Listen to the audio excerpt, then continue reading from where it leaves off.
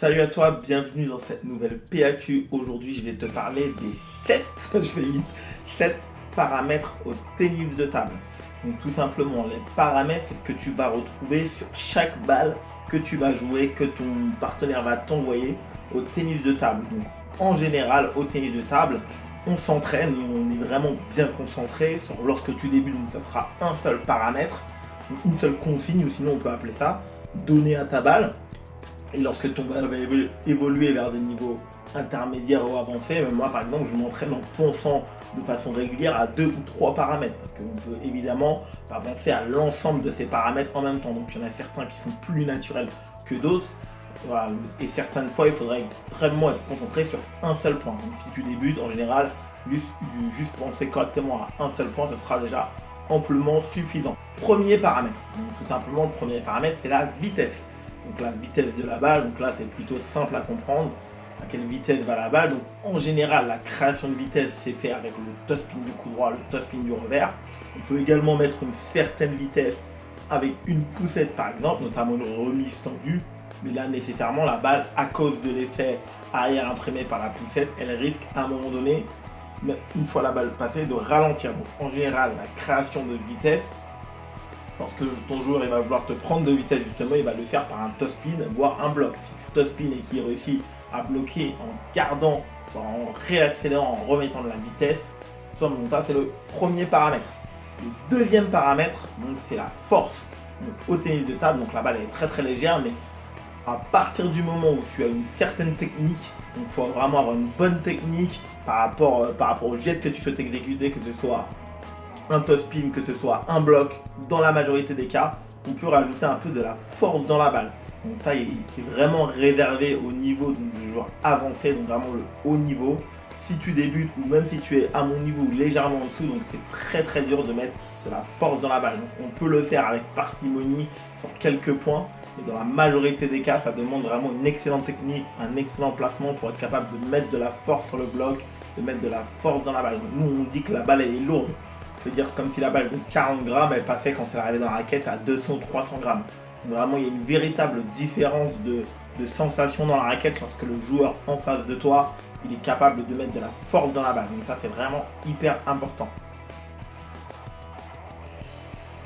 Le troisième paramètre, donc c'est ce qui va te poser le plus de problèmes quand tu vas commencer, c'est l'effet. Bien évidemment, au tennis de table, donc il y a 4 effets.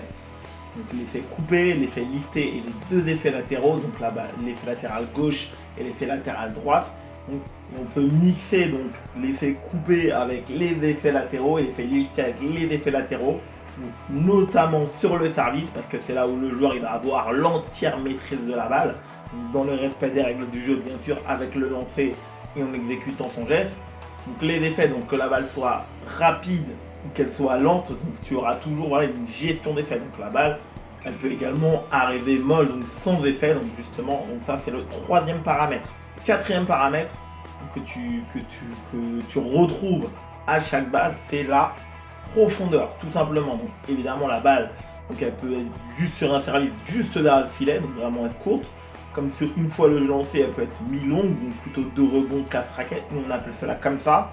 Ou elle peut être tout simplement longue, voire très longue. Donc arriver dans la dernière bande de la table, sur le petit côté, voire sur la ligne blanche. Donc la profondeur de la balle. Donc tu vois, comme je t'ai dit, donc on retrouve tous les paramètres sur chaque balle, chaque type de balle. Donc soit il y a des faits ou pas d'effet. La balle elle a une certaine force, une certaine vitesse et une certaine profondeur. Donc ça c'est obligatoire. C'est le placement de balle. Donc le placement, cela va être en fait la précision exacte. Donc, en général, au tennis de table, on parle plutôt de placements globaux, donc du coup droit, du milieu de table et du plein revers. Et ensuite, on s'entraîne très rarement, mais également sur la profondeur, donc les balles courtes, les balles longues et les petits côtés. Mais en vérité, le placement, c'est chaque placement de balle sur la table que tu vas retrouver. Donc ça peut être vraiment le point dans ta zone revers et 10 cm plus loin, donc on sera quand même sur la zone revers. Donc là on dit que tout simplement la balle elle a 2 placements différents. Donc voilà, donc pour aller vraiment jusqu'à l'extrême pression. Donc le placement ça va être chaque endroit où la balle peut atterrir sur la table. Donc là c'est vraiment l'extrême précision au niveau de la balle. Le 6e paramètre c'est la hauteur. Le sixième paramètre, c'est ta hauteur de balle.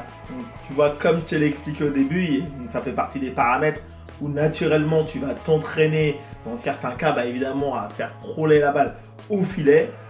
Et dans d'autres cas, pour assurer par exemple un premier topspin sur la table, tu vas t'entraîner à faire un premier topspin avec une certaine hauteur pour t'assurer que la balle passe le filet dans 100% des cas, parce que c'est très important de ne pas faire la faute.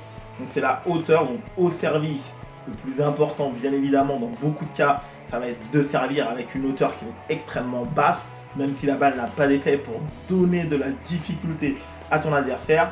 Mais il peut être également intéressant, donc si tu as une certaine maîtrise technique, de posséder dans ton jeu un ou deux services, notamment avec des rebonds, donc une hauteur beaucoup plus haute, notamment quand tu sers dans le revers, pour gêner ton adversaire. Donc ça c'est quelque chose dont j'ai déjà parlé, donc ça fait partie de la variation, donc la hauteur. Donc dans la majorité du temps, on va naturellement, et c'est bien comme ça, essayer de jouer avec une hauteur qui va être basse lorsque l'on va jouer, lorsque l'on va pousser, lorsque l'on va servir, lorsque l'on va bloquer. Mais on peut également faire varier cette hauteur donc sur un premier topspin pour assurer un maximum ou sur un certain type de service pour surprendre l'adversaire justement et le sortir de sa zone de confort. Le septième paramètre, c'est la trajectoire de balle. Donc, avec la multitude d'effets que l'on peut faire, on peut toucher la balle même dans le jeu de plein de façons différentes. Il va y avoir des trajectoires de balle qui vont se diriger vers toi, comme des trajectoires de balle où la balle va s'écarter de la table, donc, notamment lorsque le joueur va être capable de toucher la balle sur le côté, même dans le jeu, donc sur le topspin, sur le bloc, donc sans arrêt. Donc tu devras également t'ajuster avec ce type de trajectoire. Par exemple, si le joueur effectue une balle haute, tu devras probablement reculer pour anticiper la trajectoire de la balle et être capable de bien la taper pour éviter qu'elle ne passe au-dessus de ta tête et que du coup tu te retrouves en difficulté sur une balle a priori favorable. Comme je te l'ai dit, si tu débutes, tu vas naturellement te concentrer sur un ou deux paramètres maximum. Et une fois que tu seras à un niveau avancé, voire intermédiaire, lorsque tu t'entraîneras, tu devras être capable de t'entraîner en réfléchissant avec deux ou trois paramètres maximum. Et encore au-dessus, c'est réservé véritablement car ils ont déjà une excellente maîtrise aux joueurs de haut niveau dans le tennis de table français. Mets-moi un énorme like si tu as appris quelque chose dans cette vidéo. Abonne-toi si ce n'est pas encore fait. Je te souhaite un très très bon entraînement et ciao!